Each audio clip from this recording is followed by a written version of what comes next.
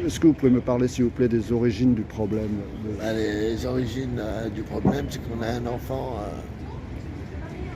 qui a tout juste 17 ans, a pris une balle à bout portant d'un policier qui au départ a fait croire à tout le monde qu'ils étaient en légitime défense.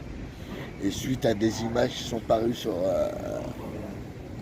les téléphones, tout ça, sur WhatsApp et ailleurs, on a découvert que le gamin avait été tiré comme un animal à bout portant, après avoir reçu des coups de crosse. Voilà, et tout ça, on le voit. Donc avant, on pouvait nous raconter des histoires, on avait toujours des doutes sur les choses, comment elles se passaient lors d'arrestations. Là, on a vu de manière très claire que les déclarations du policier étaient fausses. Voilà, du policier. Et pour vous, c'est une tendance générale? Ça reflète quelque chose? Malheureusement, au travers des histoires qu'on suit depuis pas mal d'années, s'il n'y a pas d'image, c'est comme Cédric Chouillard. Voilà, s'il n'y a pas d'image, on va nous raconter que les policiers, ils ont fait leur travail. Le producteur à la porte, vers la porte de Clichy, là, s'il n'y avait pas eu d'image, c'est pareil, il aurait été en prison. Donc c'est toujours pareil, on est dans des situations où malheureusement notre parole, elle vaut rien face à celle des policiers qui sont assermentés, à qui on permet d'être assermentés. Et comme dirait l'autre, ils ont la violence légitime. Voilà, donc eux, ils ont le droit d'être violents. Sauf que là, c'est pas de la violence, ils ont assassiné un gamin de 17 ans. En plus de ça, quand on entend les propos de son collègue, au lieu de dire à la personne calmez-vous, tout ça, à son collègue calme-toi, et lui dit shoot-le. Voilà, et ben shoot-le, c'est un drame, sans être en danger. Tu vois. Et ça, je dois saluer le courage des personnes qui ont filmé. Voilà, parce qu'on peut me dire ce qu'on veut, filmer des policiers. D'ailleurs, tout de suite après les faits, quand les autres policiers sont venus pour quadriller le quartier, le gamin s'est trouvé au sol dans une espèce de hall en haut. Je voyais la maman crier pour qu'on ramasse son fils et qu'on l'emmène ailleurs. Tu vois, donc ouais. Et le pire c'est d'entendre après qu'il est connu de la police. Ça c'est pour moi, tout le monde est connu de la police, même moi je suis connu de la police. J'ai fait des gardes à vue là, à la police, là-bas, hein, et à Paris aussi. Ça veut dire quoi? Ça veut rien dire. Connu de la police, on est tous connus. Tu vois, et là en l'occurrence, c'est pour légitimer le fait qu'on peut mourir dans ces circonstances-là. Tu vois, et ben ça c'est pas possible. Pas avec nous. Notre génération, on connaît trop ces histoires-là. Il y a 40 ans, il y a des gens qui partaient de Lyon, qui ont traversé la France pour dénoncer tout ça. Et j'en rends hommage à ces gars-là.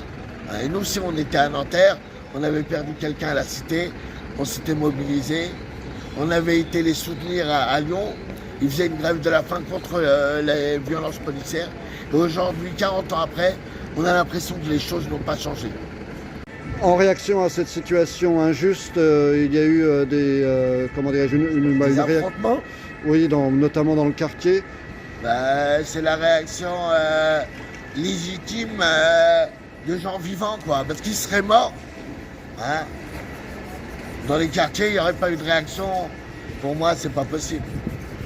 Pour moi, c'est...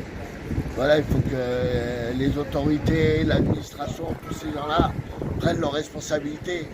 Et le problème qu'on a en France, c'est que on a un syndicat de police qui s'appelle Alliance, qui est à un niveau qui parle de nuisible.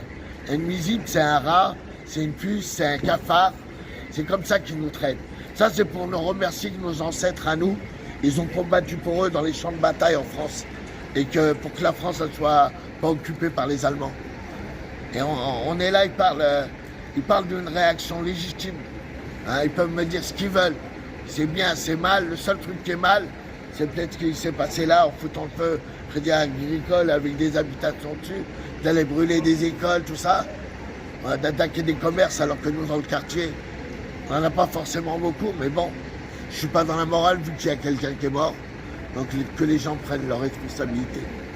Et vous pensez qu'il y a une sorte de deux poids deux mesures selon les populations Ah bien sûr, mais largement. Bah bien sûr. Ça se voit Quand sous quel c'est dans forme? un quartier de riches, qu'on parle des jeunes, on dit c'est des petits garnements, c'est des chenapans. Quand on parle dans nos quartiers, c'est des voyous, c'est des criminels. C'est des bandes organisées. Mais quand c'est des petits riches, c'est marrant parce que ça me rappelle une anecdote qu'il y a eu du côté de Versailles. Il y a des gamins ou des petits jeunes, ils s'amusaient à crever des roues de voiture. Et quand ils les ont arrêtés, ils ont dit que c'était des chenapans. Voilà. Les mots, ils sont là. Pour certains, tu utilises tel mot, pour d'autres, tu utilises tel autre mot. Pour certains, tu les criminalises, et pour l'autre, tu dis c'est des bêtises. Et alors, est-ce que vous pensez que la réaction de colère qu'il y a eu ici et dans d'autres parties de la France aura une conséquence, pourra changer les J'espère que ça attitudes? ne va pas être des conséquences pourries. Parce que d'après ce que j'entends, c'est presque qu'ils veulent mettre tout le monde en prison, augmentation des peines. Pour eux, au-delà de la problématique, il y a aussi des problèmes sociaux. Hein, il y a la paupérisation des gens, il y a la misère, il y a les gens qui vivent de plus en plus mal, le coût de la vie a augmenté, et ils ont l'impression que ça n'a pas de conséquences sur les gens dans les quartiers, si, encore plus que dans d'autres endroits. D'accord. Voilà, parce que les gens ils sont au chômage, le taux de famille monoparentale est Élevé. ben oui, très relevé quoi. Les gens qui galèrent pour avoir des logements, pour avoir du travail, qui parlent, il y a du racisme. Bien sûr, et des fois il y a du racisme dans ce corps-là, dans ce syndicat-là, il y a du racisme. Les informations, de toute façon, le calme qu'il y a, c'est aussi suite aux interventions de la maman, de la grand-mère et des personnes un peu, même comme moi. La dernière fois, à la manifestation, on a évité qu'il y ait plus de casse. Bien sûr, on n'a pas de fonction dans la société, mais bon, on habite dans ce quartier, on grandit, du moins nos enfants grandissent là. Donc les gens, ils écoutent aussi la grand-mère, la maman, les tontons qui ont appelé au calme. Voilà. Et